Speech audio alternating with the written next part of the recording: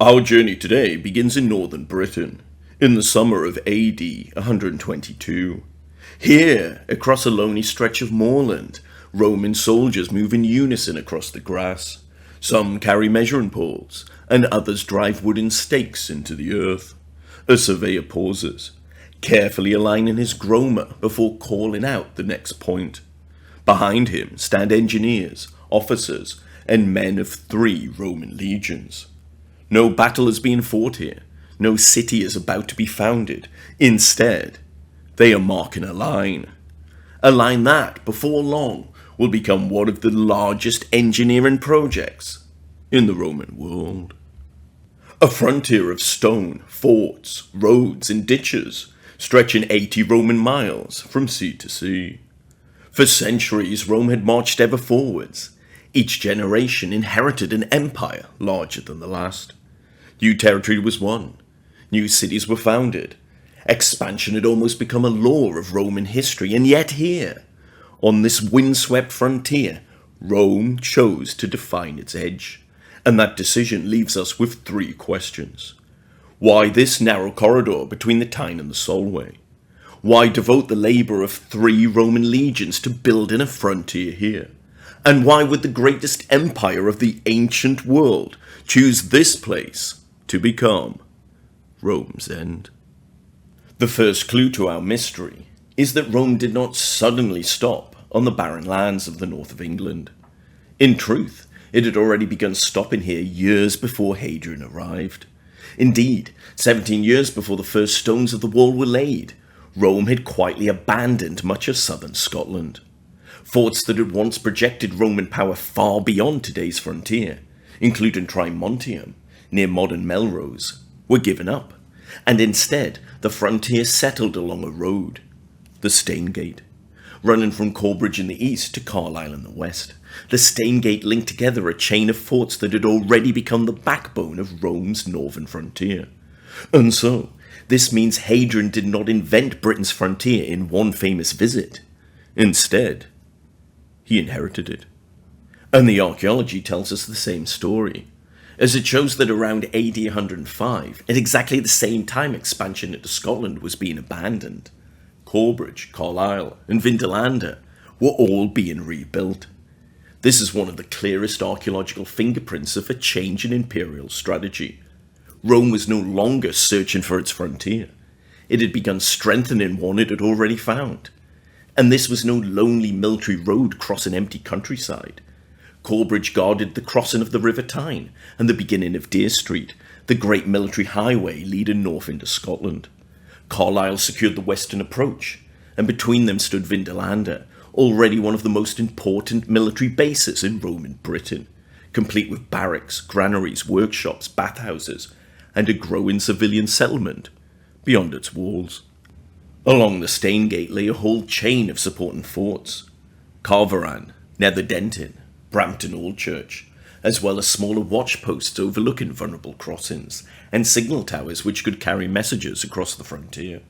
And so, by the time Hadrian arrived, this was already one of the most sophisticated military landscapes in Britain. And when we look at the landscape of the area, it is easy to understand why the Romans would decide upon this place to mark the edge of Rome. Indeed, the Romans were brilliant military geographers. To the west of the northern frontier, they used the tidal marshes of the Solway to narrow every approach. To the east, the River Tyne was used to connect the frontier directly to the rest of Roman Britain. Between them, the Tyne Gap offered the easiest path across northern England. And towering above much of the route was the volcanic escarpment of the Whin Sill, a natural defensive wall that the Roman engineers simply incorporated into their own. Roads, river crossings, natural barriers, supply routes, military, communications, everything converged upon this single corridor. And so the question is no longer why build the wall here. The question now becomes why undertake one of the greatest engineering projects of the Roman world in AD 122. The answer came with the new Roman Emperor Hadrian, who had ascended to the throne in AD 117 and had spent the first years of his reign travelling thousands of miles across the empire. He had inspected the Rhine, the Danube, Greece, Asia Minor, in the eastern provinces. Cassius Dio tells us he examined forts, ramparts, trenches, and palisades with his own eyes, because he believed that an emperor should understand every aspect of the empire, especially its security. And Britain would soon attract his attention, as the historian Augustus stated, at this very time, the Britons could not be kept under Roman control. Hadrian's response was immediate. He transferred an experienced frontier commander, Aulus Platorius Nepos, from the Rhine to become governor, and had the 6th Legion, known as Victrix, march from Lower Germany to reinforce the province. Then, in the summer of AD 122, Hadrian himself arrived. Standing before a frontier that Rome had already spent decades discovering, he made the decision that defines this story. He did not search for another frontier, but accepted the one Rome had already found, and asked a different question. How could Rome turn that frontier into one that could endure for generations? In order to fulfill this task, Hadrian did not simply order the construction of a wall. He ordered the creation of an entire defensive system. Over the next 6 years, 3 Roman legions, the 2nd Augusta, the 6th Legion Victrix, and the 20th Legion Valeria Victrix, would build a frontier stretching 80 Roman miles from the River Tyne to the Solway Firth. Even today it remains one of the largest engineering projects ever undertaken by the Roman Empire. And the finished frontier was unlike anything most people imagine. Approaching from the north meant entering an entire military landscape. First came a broad ditch, then the wall itself. 80-mile castles stood at every Roman mile, while 156 turrets watched the spaces between each one.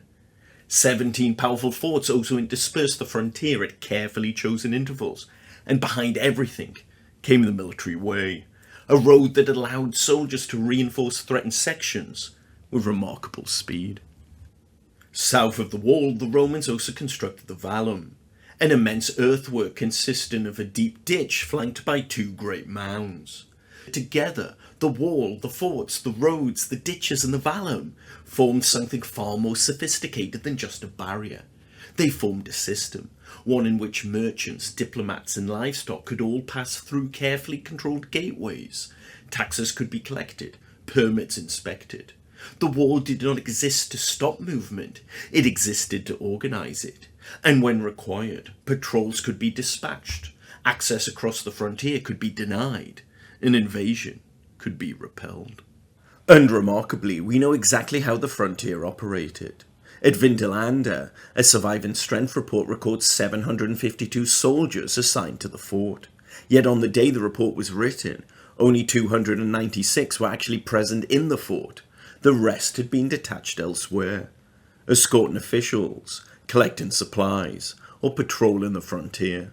Another tablet, written around AD 100, complains that the garrison had run out of beer, showing how, even on Rome's most distant frontier, soldiers still worried about the most familiar of things. And those soldiers who manned the northern frontier were drawn from every corner of the empire.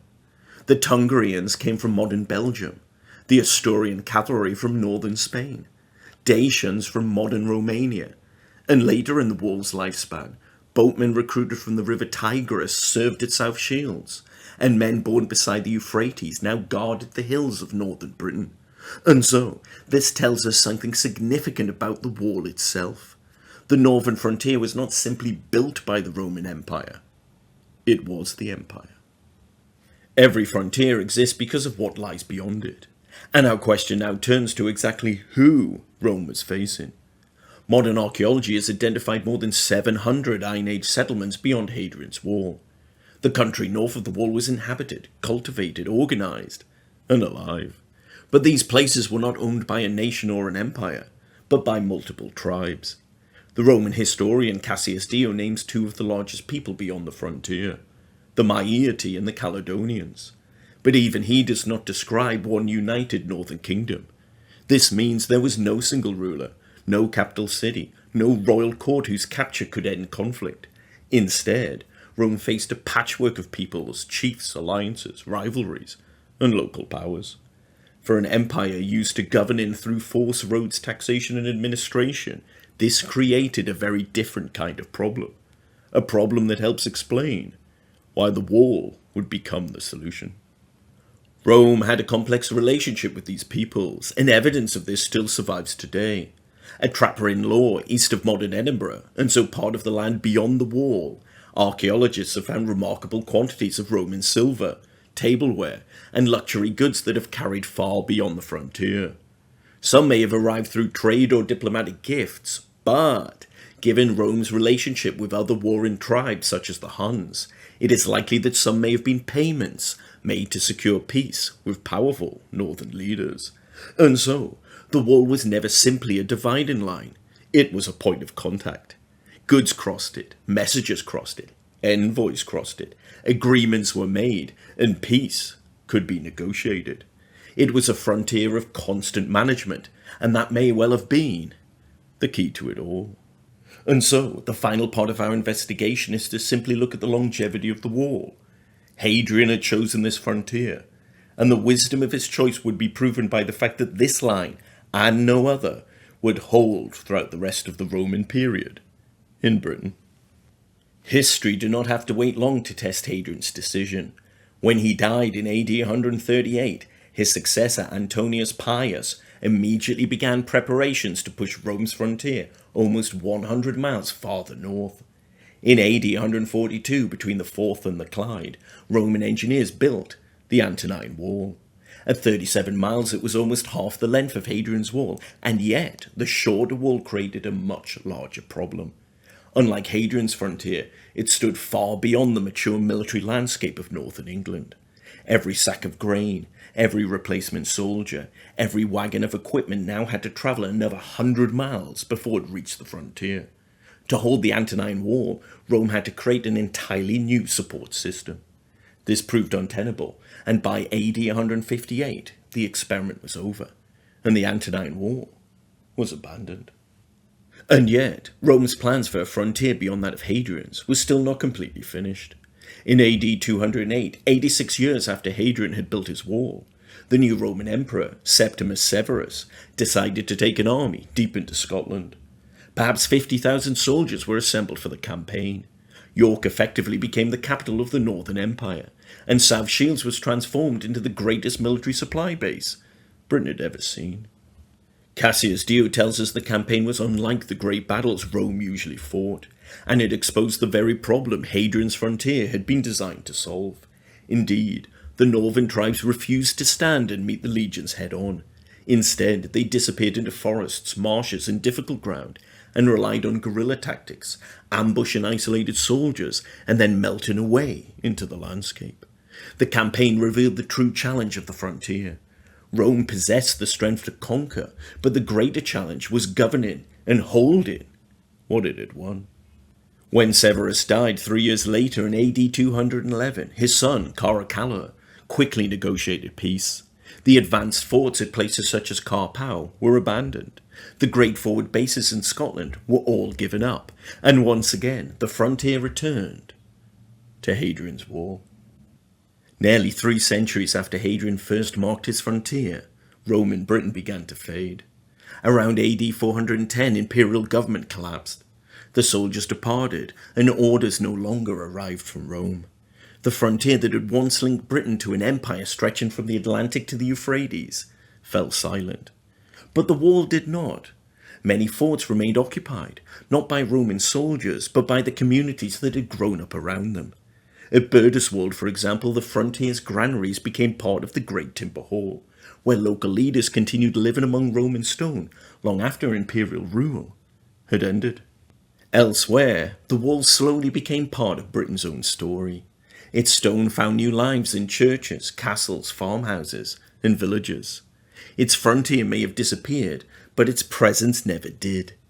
Nearly 2,000 years later, in modern times, people still come to walk the line that the Roman engineers drew centuries earlier, not simply to follow an ancient wall, but to stand where the greatest empire of the ancient world chose to limit its ambition.